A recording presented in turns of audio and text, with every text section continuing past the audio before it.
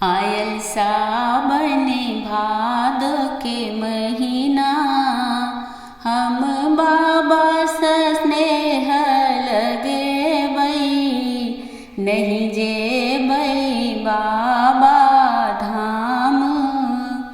हम घर ही में धाम बनेबै, आयल सावन भादो के महीना, हम बाबा से स्नेह लगेबै। फूल अक्षत बेल पात तोरी बाबा के हम चढ़ेबै। हम दूबी खोटी के बाबा करी पूजा स्वभाव जगेबै। आयल सावन भादो के महीना, हम बाबा से स्नेह लगेबै। धूप चंदन इत्र गुलेल, हम कहाँ से बाबा के देबै।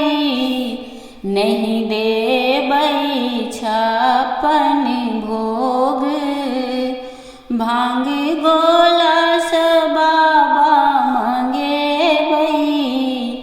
आयल सावन भादो के महीना, हम बाबा से स्नेह लगेबै। गंगा जल चढ़ा के कमरिया, सब बाबा सरजी सुनेबै। सब दर्शन के कमरिया, हरे बम बम के नारा लगेबै।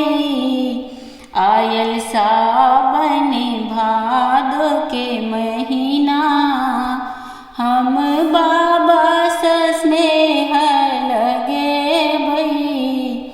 नहीं जेबै बाबा धाम, हम घर ही में धाम बनेबै। आयल सा